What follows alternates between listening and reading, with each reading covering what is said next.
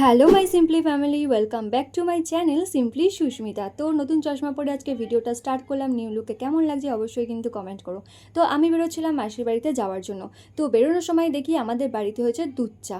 আর আমি এমনিতেও একটু চা প্রেমী মানুষ, আর দুধ চা তো কোনোভাবেই মিস করা যাবে না। তাই ভাবলাম চা খেয়ে একবারে মাসির বাড়ি যাওয়া যাক। তো চাটা খেয়ে বেরিয়ে পড়লাম মাসির বাড়িতে যাওয়ার জন্য। আর মাসির বাড়িতে এসেই দেখি এই ব্যক্তিটা আমাকে আড্ডা দেওয়ার জন্য ডেকে নিজেই পড়ে পড়ে শুয়ে রয়েছে, আর আমি চুপচাপ বসে রয়েছি। তো আসার সাথে সাথেই মাসি দিয়ে দিল এক বাটি পায়েস। তো আর কি, গপ গপ করে পায়েসটা খেয়ে নিলাম।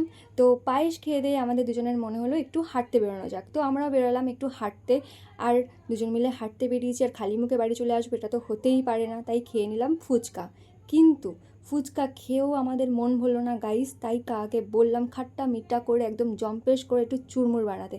তো কাকাও বানিয়ে ফেললো চুরমুর, আর আমরাও চুরমুর নিয়ে চলে আসলাম বাড়িতে। আর বাড়িতে এসেই চুরমুর খাওয়া শুরু করে দিলাম। কিন্তু চুরমুর মুখে দিয়েই কাকা একদম আশায় জল ঢেলে দিল। যেরকম ভেবেছিলাম কাকা একদমই আজকে সেরকম বানায়নি। জানি না আজকে কাকার কী হয়েছিল, হয়তো খুব মনে দুঃখ ছিল তাই এরকম বানিয়েছে চুরমুর। তারপরে আমাদের সাথে জয়েন করলো আমাদের ছোটোবেলাকার ফ্রেন্ড টিনা। তো প্রথমে ভিডিওতে আসতে খুব লজ্জা পাচ্ছিল, তারপরে বললাম এটাই স্মৃতি হয়ে থাকবে, তাই ও ভিডিওতে আসলো। আমরা তিনজন মিলে ছোটোবেলায় ভীষণ ভীষণ আড্ডা দিতাম। তো অনেকদিন পর আড্ডা দিয়ে ভীষণ ভালো লাগলো। আর এর মধ্যে আমার বোনের সাথে আমার ঝগড়া লেগে গেছিলো, কারণ আমি নাকি ওর ক্লিপগুলো একদমই ভালো নিই না, সেটাই ভিডিওতে দিয়ে দিই। তো এই নিয়ে হাসাহাসি হচ্ছিলো ভীষণ। তারপর চলে আসলো আমার ছোটা পার্টনার, আমার পাপান সোনা পড়ে টোরে।